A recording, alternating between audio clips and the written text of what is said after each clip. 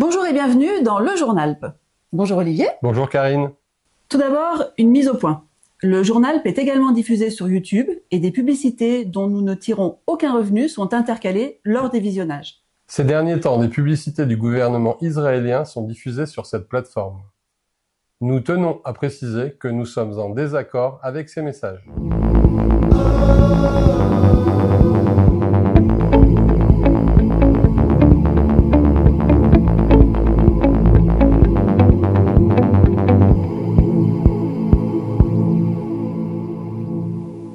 Ceci étant dit, revenons au sommaire de cette édition. Des actualités locales et nationales, la chronique de Daniel, un coup de cœur culture, et dans l'entretien, nous aborderons le projet Ugiring. Vie locale d'abord, les Molettes, où un viticulteur convertit un vignoble en bio. Il nous parle de sa démarche. Bienvenue ici aux Molettes. Donc on est à l'ancien domaine de Noël et Joël Salomon. C'est d'abord une fête aussi pour nous parce qu'on s'en est pas trop mal sorti l'année dernière. Et puis bien sûr essayer de vendre un peu de vin et puis échanger avec les gens qui ont souvent plein de questions à nous poser. On essaie de montrer le matériel, la cave. Enfin tout est ouvert et j'ai créé l'exploitation en 2006 sur Chignin. Et puis l'année dernière, on a repris ce domaine. En fait, on s'est aperçu qu'avec les aléas climatiques, c'était bien de travailler sur plusieurs vallées différentes.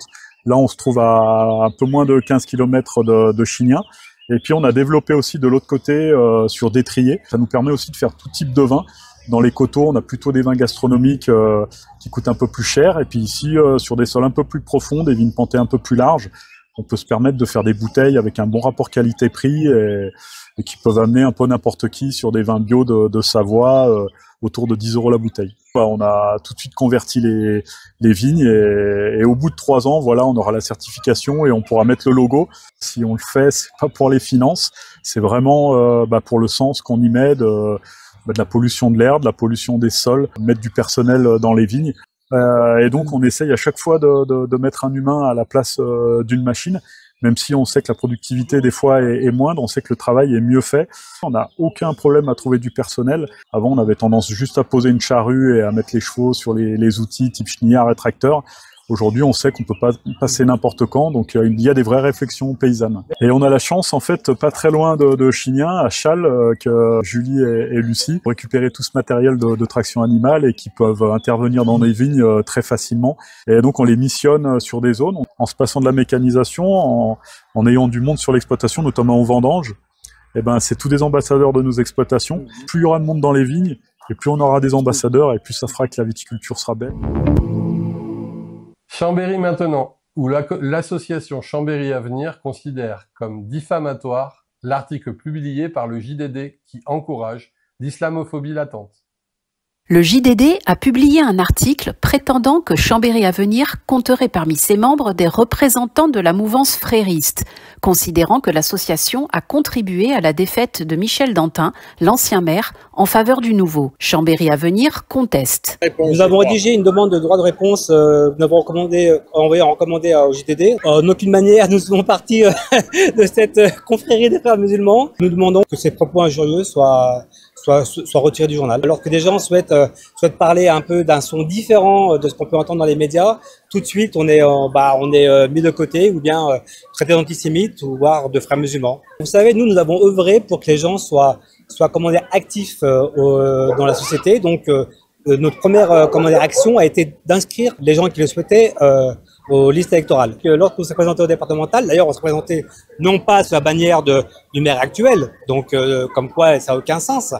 Et lorsqu'on s'est présenté, nous avions des retours comme quoi nous étions un peu communautaires de fait de notre apparence. Alors on s'est amusé à leur montrer la photo des élus départementaux, et ils sont tous blancs quoi. Vous savez, c'est ce genre de propos qui n'a plus de sens en fait. On nous a appris qu'il fallait être actif, qu'il fallait pour le bien de la société, qu'il fallait participer à cette société.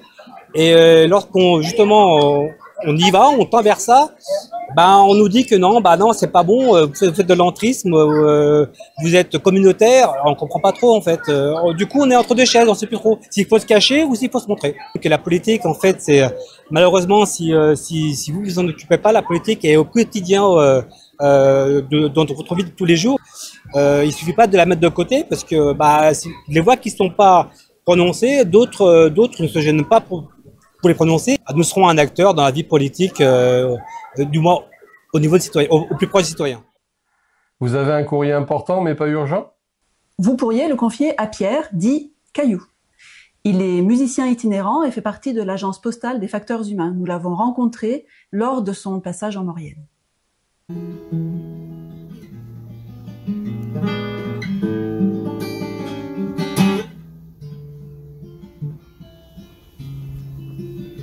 Je suis guitariste itinérant à vélo et je promène ma carriole par Mons et par Vaux pour faire des concerts à droite à gauche. Et je cherchais à construire une vie un peu plus raisonnable, un peu moins folle, un peu moins rapide, redescendre sur terre un peu en montant sur un vélo, on redescend sur terre. Alors l'agence postale des facteurs humains, c'est 250 facteurs en France. Et voilà, l'idée c'est de transporter des courriers importants mais pas urgents par des moyens non motorisés. Donc il y a des randonneurs, il y a des cyclistes, il y a des gens à cheval, il y a même des facteurs qui font la liaison avec les îles en voilier. Et moi ça m'a beaucoup séduit ce truc-là parce que j'aime écrire. Et force est de constater quand même que dans notre monde un peu bizarre, les gens ils écrivent plus.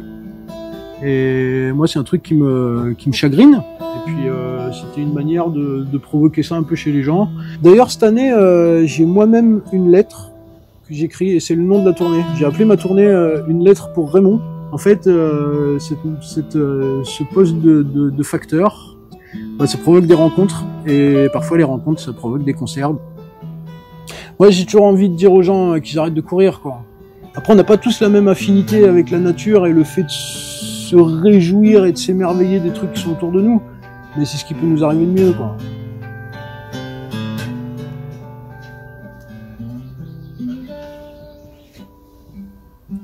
La proposition de loi Duplon a été l'occasion d'une nouvelle manœuvre parlementaire pour éviter le débat dans l'hémicycle.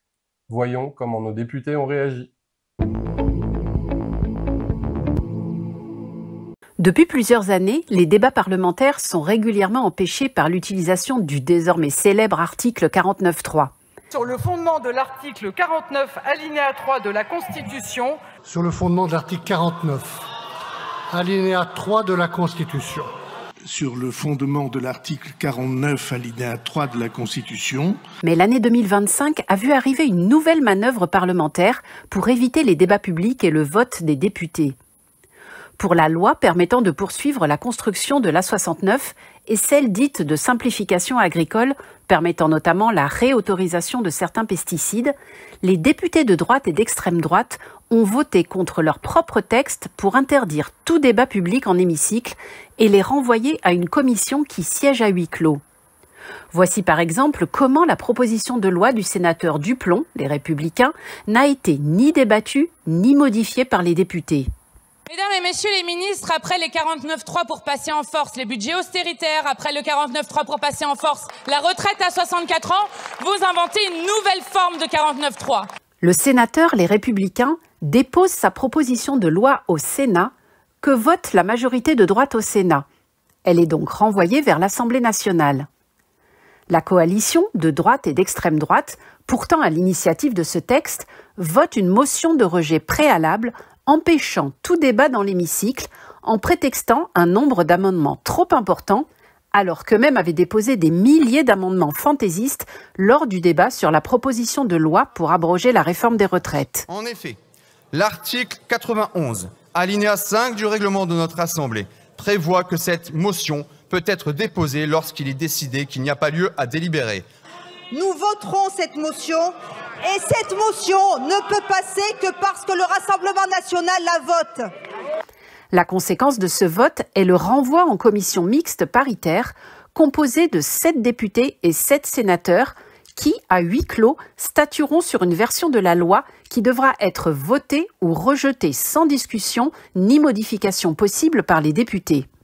Si nous ne sommes pas capables de débattre en hémicycle de ce qui concerne la santé des agriculteurs, la santé des concitoyens, à quoi servons-nous, chers collègues ? Cela en dit long sur la honte que vous inspire ce texte. Un texte obscurantiste dont l'auteur, le sénateur Duplon, considère que le changement climatique est, je cite, bénéfique. Normalement, le texte aurait dû être discuté et modifié par les députés, puis repartir au Sénat s'il était différent, puis revenir à l'Assemblée et, en cas de désaccord subsistant, être renvoyé en commission paritaire, laissant place avant tout au débat public. En votant la motion de rejet du texte proposé par leurs amis politiques, les députés de droite de Haute-Savoie, Véronique Rioton, Antoine Armand, Christelle Pétex, Virginie Duby-Muller, Xavier Roseraine et ceux de Savoie, Émilie Bonivard et Vincent Roland, ont participé à cette manœuvre. Seul le député de Chambéry, Jean-François Coulombe, a tenté de faire obstacle en votant contre la censure du débat parlementaire par des parlementaires. Les députés Marina Ferrari et Anne-Cécile Violent étaient absentes. Le Madeleine de la flottille de la Liberté a été arraisonné dans les eaux internationales par l'armée israélienne, qui a enlevé et emprisonné l'équipage au mépris des droits internationaux. Dans le même temps, des Chambériens ont rejoint la marche pour Gaza en Égypte. Nous les avons rencontrés à leur retour. Ils nous racontent ce qu'ils ont vécu. Le 1er juin, la flottille de la Liberté a quitté Catane à bord du voilier Marlin avec 12 coéquipiers, dont Greta Thunberg et Rima Hassan, pour briser le blocus israélien sur Gaza. Après plusieurs survols de drones, le navire a été intercepté par Israël dans la nuit du 8 au 9 juin, dans les eaux internationales en violation du droit maritime international. Greta Thunberg, Baptiste André et Omar Faïda ont été expulsés le 10 juin.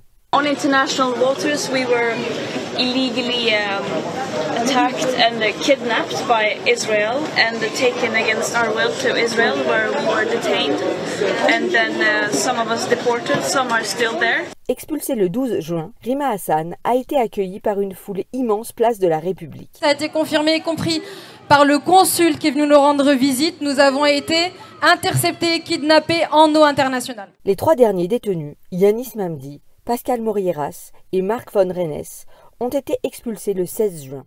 En juin, la marche vers Gaza a aussi marqué les esprits. Le journal était présent pour le retour des 4 Chambériens. Incroyable à vivre humainement. Nous avons eu la chance de rencontrer, de côtoyer quasiment le monde entier. Alors le but essentiel, c'était de faire une marche vers Gaza et d'être assez nombreux pour pouvoir demander à l'État égyptien d'ouvrir les portes et laisser rentrer les ravitaillements pour les Gazaouis. C'est absolument la même chose pour moi que la flottille. On a pris la destination de cet endroit, on s'est fait arrêter. On n'a jamais eu d'explication, on a été privé de nos droits parce qu'on nous a enlevé notre passeport sans nous dire pourquoi.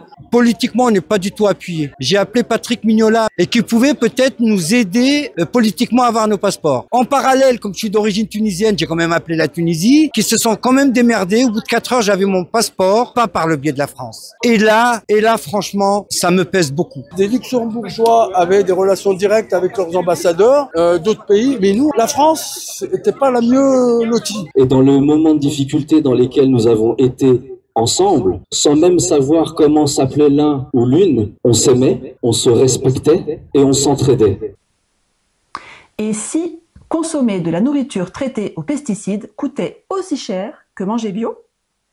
C'est la question que nous nous sommes posée. Après comparaison, voici la réponse. Le prix du bio le rend-il inaccessible? Pour le savoir, nous nous sommes rendus dans plusieurs grandes surfaces et magasins bio des bassins chambériens et albertvillois où nous avons comparé les prix du bio et du non-bio. Nous avons été surpris de constater que les prix des produits bio sont très proches et quelquefois moins chers que les produits non bio. Quelques exemples des prix que nous avons pu relever entre le 24 et le 29 mai 2025. Les aubergines sont vendues 2,55 € le kilo en magasin bio. En grande surface, nous les avons trouvées entre 1,69 € et 2,99 € le kilo. Les oranges sont toujours moins chères en bio, au prix de 2,30 €, 2,50 € ou 2,99 € contre 3,49 € et 2,99 € pour les oranges traitées. La salade est vendue environ 1,50 € la pièce en bio et 1,40 € en grande surface. Les pommes de terre sont vendues à 1,95 € le kilo et le moins cher que nous ayons trouvé en grande surface est de 1,49 €. Pour les pâtes et le riz, dans les gammes de produits intermédiaires, les écarts de prix sont insignifiants. Par exemple, les pâtes sont à environ 2,50 € le kilo et 2,60 € en supermarché non bio et entre 2,30 € et 2,52 € en produits bio. Pour les vins, il est possible de consommer du vin bio sans pesticides dès 5 € la bouteille, ce qui est équivalent avec les vins contenant des produits chimiques. En conclusion, nous pouvons dire qu'il est possible pour un budget comparable de manger des produits bio plutôt que des produits traités chimiquement. Vu les risques pour les agriculteurs, les consommateurs et l'environnement, le jeu n'en vaut pas la chandelle. Cuisiner soi-même, acheter en vrac et en circuit court sont des moyens de rendre le bio accessible à tous. Alors, les gens ont une fausse idée du prix. C'est vrai que nous, aujourd'hui, on a des prix placés en bio, notamment sur la pleine saison. On est moins cher qu'en grande surface. C'est de manger des fruits et légumes, des produits de vrac et des produits de saison. Voilà. Et là, vous avez des produits au bon prix. Daniel, tu prétends que pour être républicain, il faut être écologiste ? La définition républicaine du mot liberté, c'est de pouvoir faire tout ce qui ne nuit pas à autrui. Cette définition de 1789 est toujours actuelle. En clair, la liberté, c'est faire sans nuire aux autres membres de la société, donc aux humains. 2 siècles plus tard, on a compris que notre vie est liée à celle de la nature et du vivant qui nous entoure. Réchauffement climatique, destruction des espèces et des insectes pollinisateurs, sécheresse, nous forcent à comprendre que nous ne pouvons survivre seuls sur Terre, n'en déplaise aux technosolutionnistes qui voient un avenir sur Mars ou dans des bunkers. Une fois encore, les règles de la République nous rappellent la raison.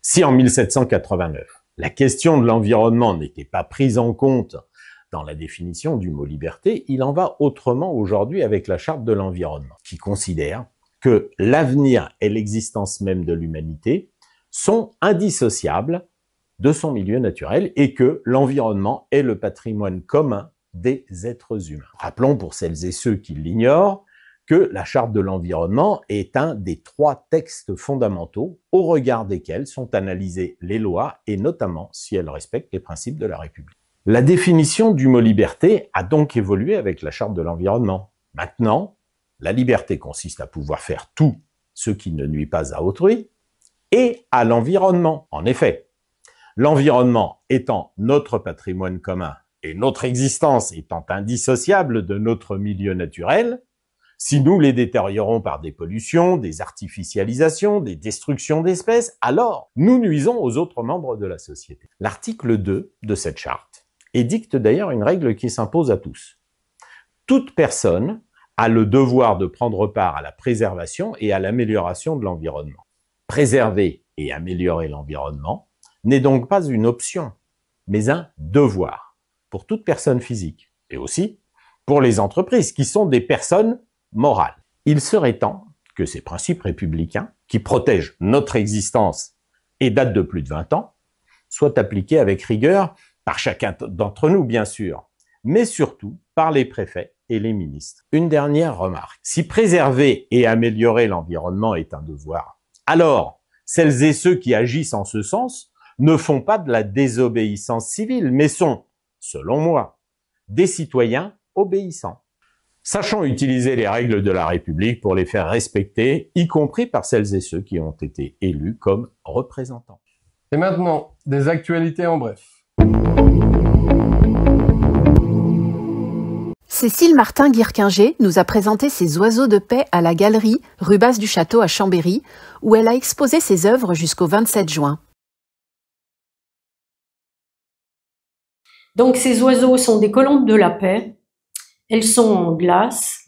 Ce sont des glaçons qui ont pris forme d'oiseaux dans le torrent du Colomban, en Tarentaise. Et pourquoi ce choix? Pour dire combien les résolutions de l'ONU sont gelées.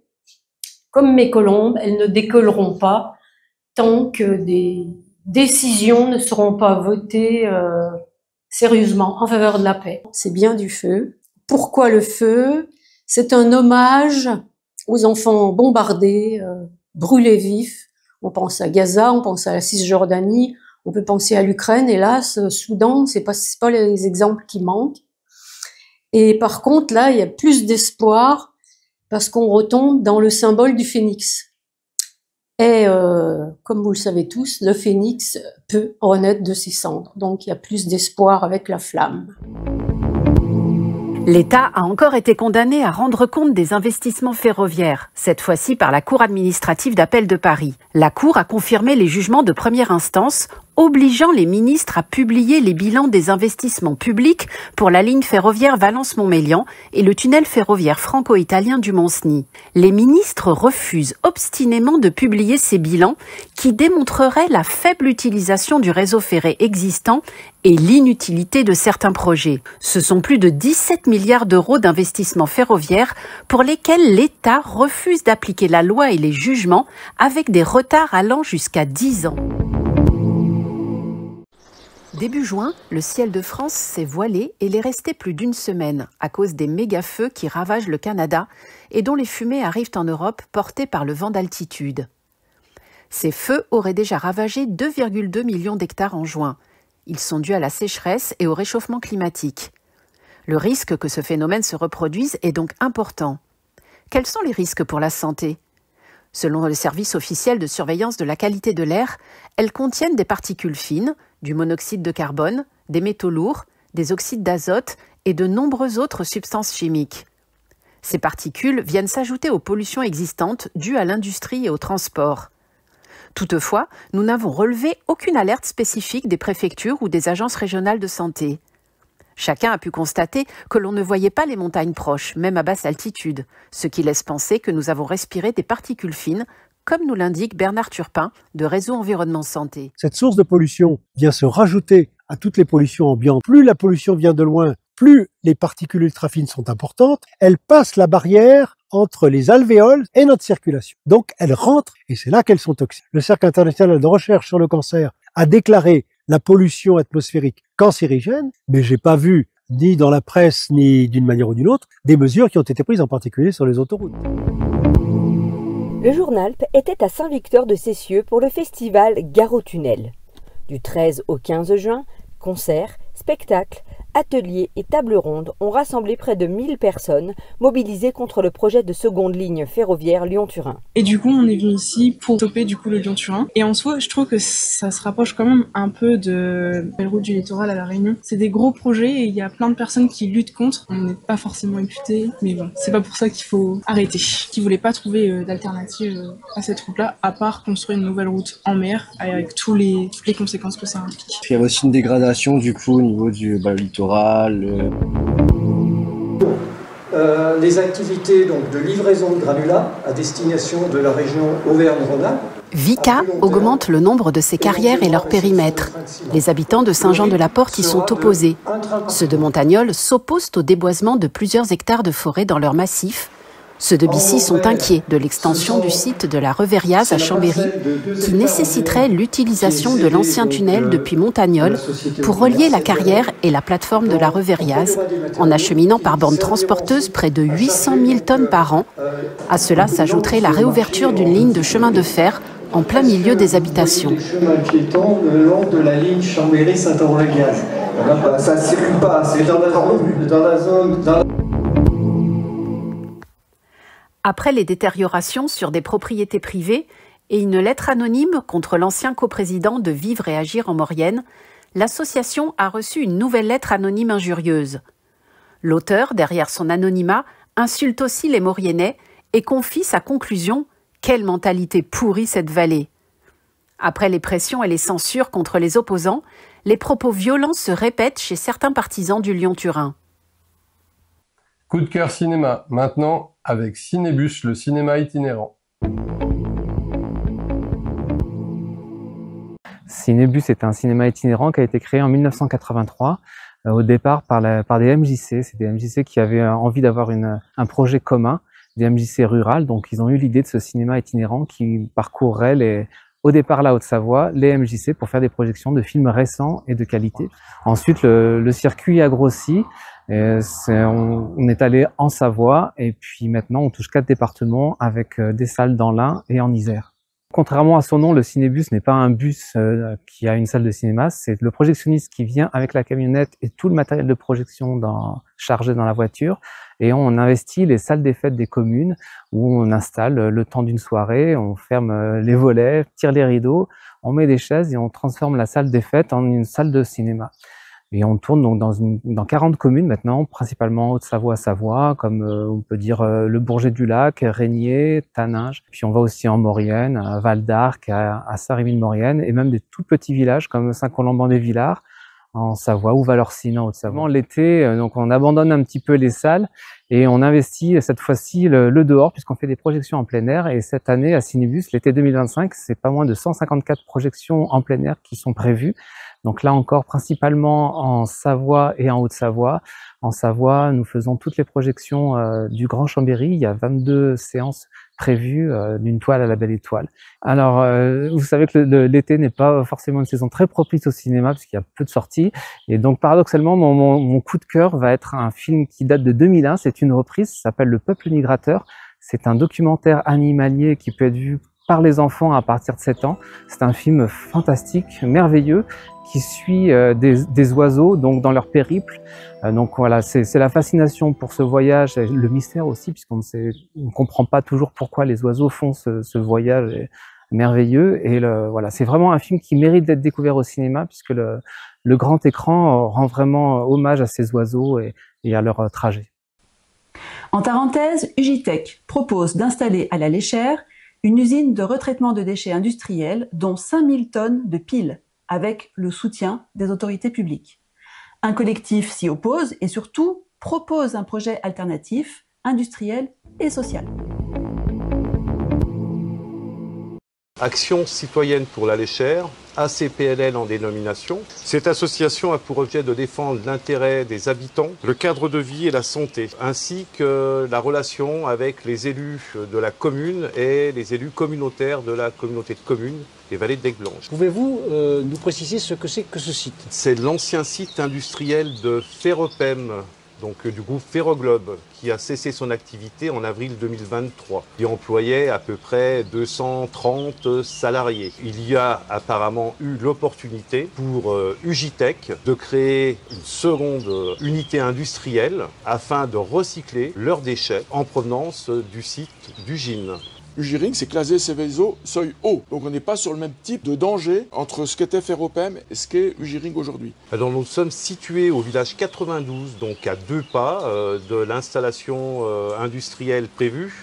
Nous sommes à 2 pas également de la future crèche intercommunale. Nous sommes à une centaine de mètres des soins thermaux de la station thermale, juste à côté de la mairie principale de la Léchère. Il y a 6 écoles sur la commune de la Léchère. Le projet Ugiring, de mon point de vue, il va mettre en difficulté les écoles, et notamment l'école de Petit Cœur, parce qu'on ne va pas pouvoir développer l'habitat, notamment autour de l'usine, à cause de la zone de servitude d'utilité publique, et notamment un terrain qui était prévu au PLU comme devant accueillir des futurs logements, notamment sociaux. Et bien ce terrain sera bloqué, ne pourra plus être développé en logement si le projet Ugiring se fait réellement. L'année dernière, nous avons fait une enquête auprès de 60 curistes sur lesquels nous avons les documents signés, donc nous pouvons prouver la validité de notre enquête. Même si ce n'est pas énorme, la représentativité dit que 92% des personnes seraient rebutées pour une cure thermale à la Léchère en cas d'installation de cette usine. Ici, on est dans la zone Beaufort et donc on est en fond de vallée et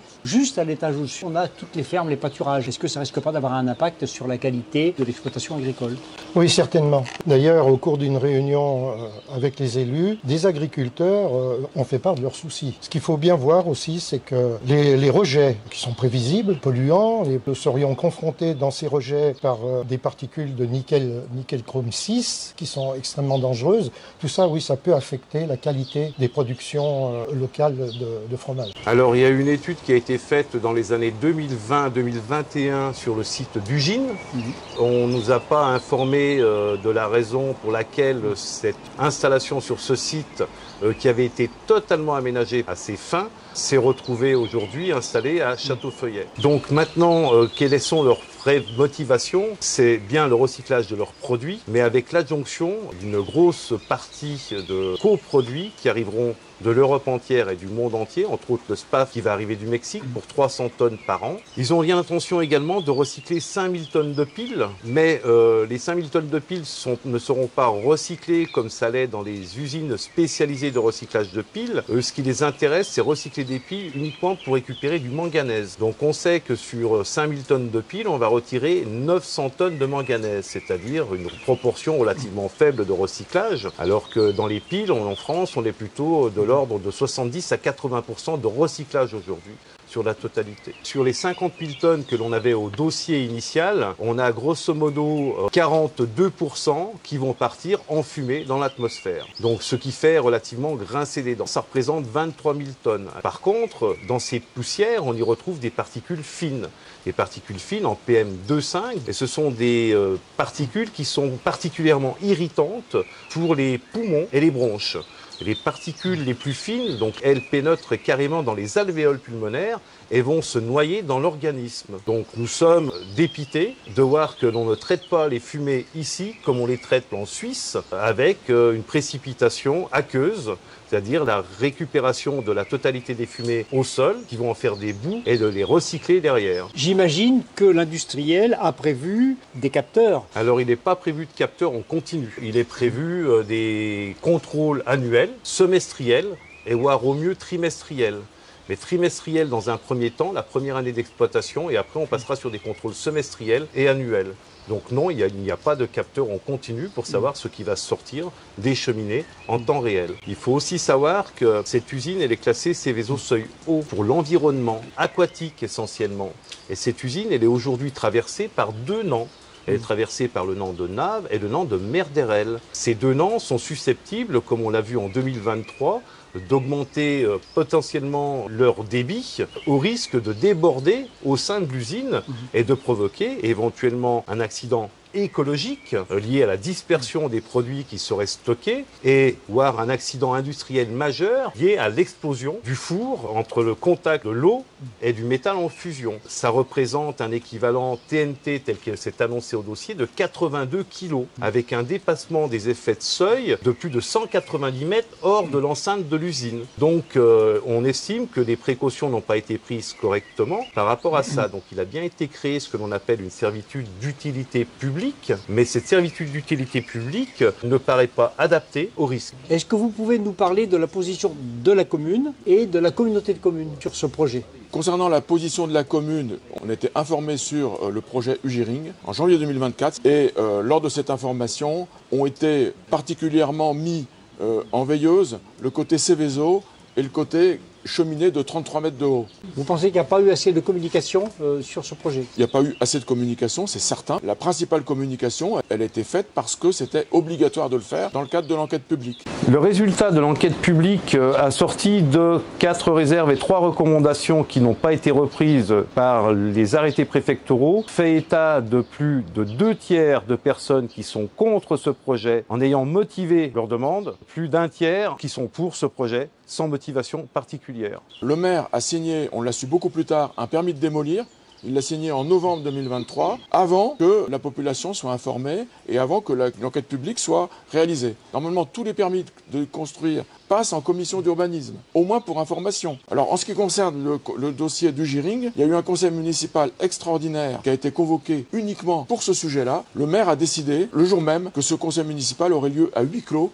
On avait la possibilité sur ces 10 hectares de réfléchir à faire autre chose que de faire venir une entreprise exogène qui ne vit pas économiquement avec le secteur géographique, alors que les entreprises locales ont besoin de terrain. Il a été documenté par l'APTV qui regroupe toutes les communautés de communes de la Tarentaise et de la Haute-Tarentaise que les entreprises du secteur manquent de 30 hectares pour se développer localement. Et donc vous allez me présenter, vous, le contre-projet citoyen concernant ce terrain. C'est un contre-projet. Nous, on le désigne par le terme de projet alternatif qui a été élaboré démocratiquement, collectivement et qui a été soumis pour approbation à une assemblée publique qui regroupait 200 personnes. Alors, c'est un projet qui va occuper à peu près 10 hectares. Ces 10 hectares seront divisés en 2 zones. Une zone réservée aux activités économiques et de services, et puis une zone qui serait donc dédiée à de l'habitat collectif, social, et puis y compris en accession à la propriété. Est-ce que vous avez des études qui ont été menées concernant vos différents projets? Le projet a été élaboré avec des connaisseurs du problème, c'est-à-dire des spécialistes. Il a été également appuyé par des associations environnementales d'envergure nationale et locale qui ont étudié. Le problème, c'est que ce projet n'a pas été étudié sérieusement par les élus locaux, régionaux, et y compris par les services de l'État. Nous avons bien conscience que pour franchir un pas, il faut que les pouvoirs publics l'étudient. Dans la partie activité économique, il faut évoquer la présence d'un parc photovoltaïque qui serait donc installé sur la partie la plus abîmée du site. Et puis, nous accordons beaucoup d'importance à la présence d'activités économiques qui seraient orientées plutôt vers le numérique. Et puis la formation. Formation donc aux activités thermales, formation aux activités de montagne. Et nous mettons l'accent sur le fait que ces différentes activités, elles vont engendrer beaucoup plus d'emplois que le projet Ugiring.